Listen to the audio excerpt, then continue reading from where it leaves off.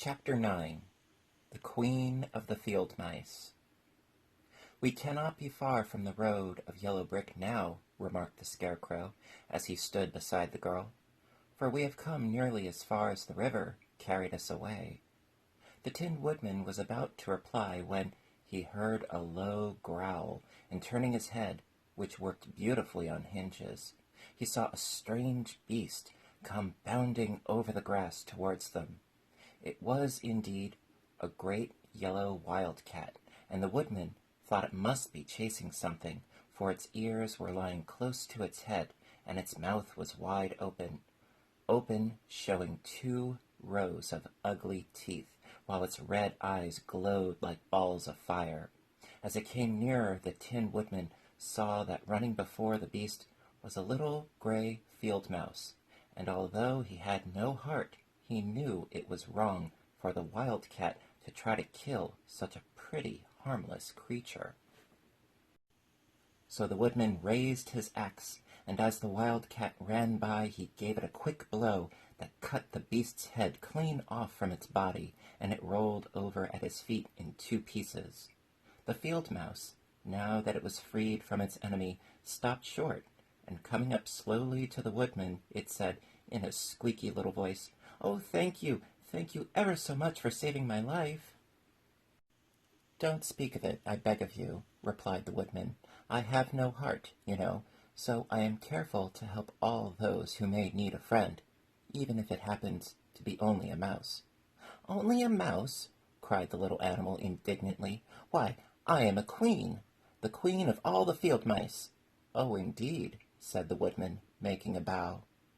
"Therefore you have done a great deed, as well as a brave one, in saving my life," added the queen. At that moment several mice were seen running up as fast as their little legs could carry them, and when they saw their queen they exclaimed, "Oh, your Majesty, we thought you would be killed. How did you manage to escape the great wildcat?" And they all bowed so low to the little queen that they almost stood upon their heads. "This funny Tin Man," she answered, "killed the wildcat and saved my life. So hereafter you must all serve him and obey his slightest wish." "We will," cried all the mice in a shrill chorus. And then they scampered in all directions, for Toto had awakened from his sleep, and seeing all these mice around him, he gave one bark of delight and jumped right into the middle of the group. Toto had always loved to chase mice when he lived in Kansas, and he saw no harm in it.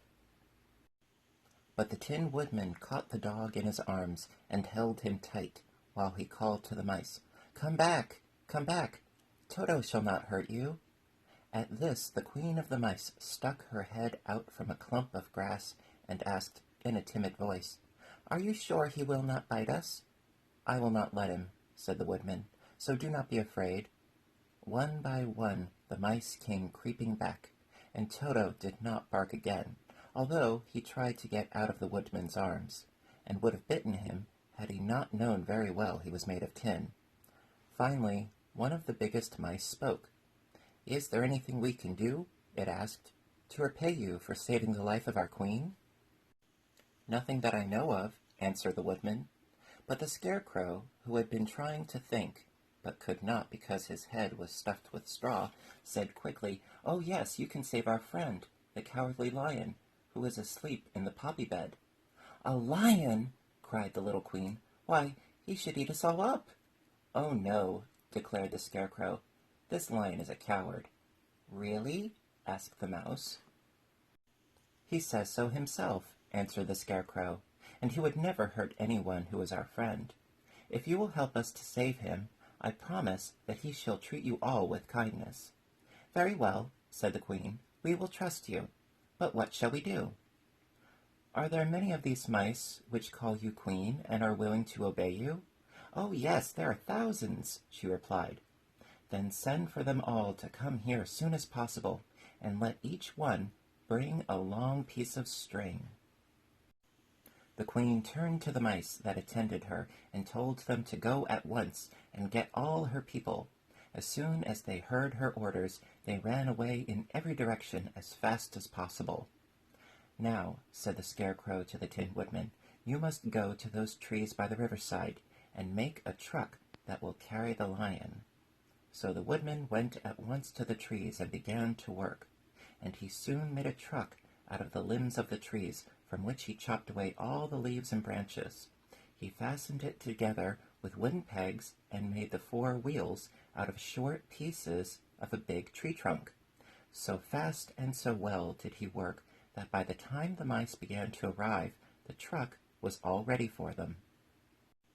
They came from all directions, and there were thousands of them, big mice and little mice and middle-sized mice, and each one brought a piece of string in his mouth.